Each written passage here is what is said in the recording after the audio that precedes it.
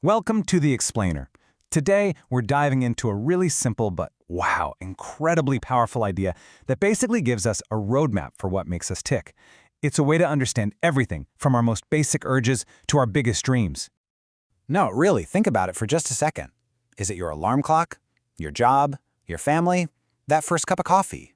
Or is it something deeper, something more personal that's pulling you forward?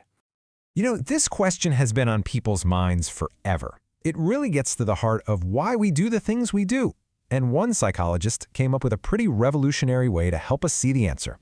Yeah, we're talking about Abraham Maslow. Back in the 1940s, he laid out this framework that wasn't some complicated formula, but a pyramid. The whole idea is that our motivations are built on top of each other, one level at a time.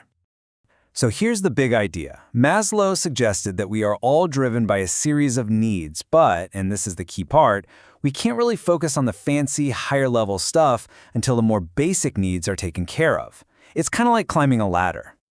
And here it is, the whole journey in 5 steps. We start at the bottom with the things our bodies literally need to survive, and we work our way all the way up to reaching our absolute fullest potential.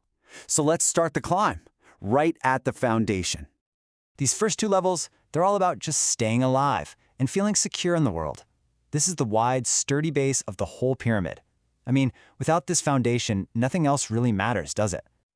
Okay, this is the most fundamental, most basic level of all. These aren't just wants or preferences, they're non-negotiable. They are the things your body demands. If you don't have these, you literally can't think about anything else. And what's so interesting here is how universal this is. It doesn't matter who you are, where you're from, what you believe, your body needs these things just to keep going. This is the biological starting line for every single one of us. All right, so you can breathe, you've got food, you got some sleep. What's next? Well, you want to know you can do it all again tomorrow, right? This level is all about creating some stability and security in your life.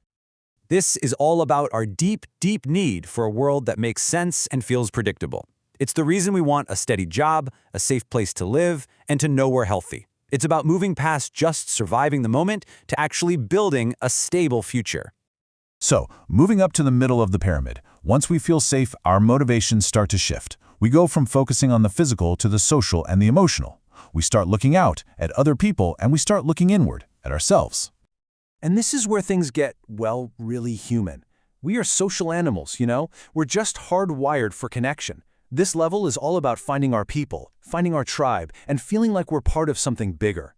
Whether it's those amazing friendships, a loving family, or just being part of a team, these relationships fill that deep down need we all have to give and receive love and to just feel like we belong somewhere. Okay, so you belong to the group. That's awesome. But what's next? Well, the next drive is to be valued within that group. It's not just about being there anymore. It's about being respected. This is all about confidence and achievement. And check this out. This need actually has 2 parts. First, there's the respect you get from other people, like an award or a promotion. But just as important, if not more so, is the respect you have for yourself, that feeling of self-worth and inner strength. Now, before we hit the very top, Maslow pointed out something really important. He called those first 4 levels deficiency needs. What that means is they motivate you when you're missing something.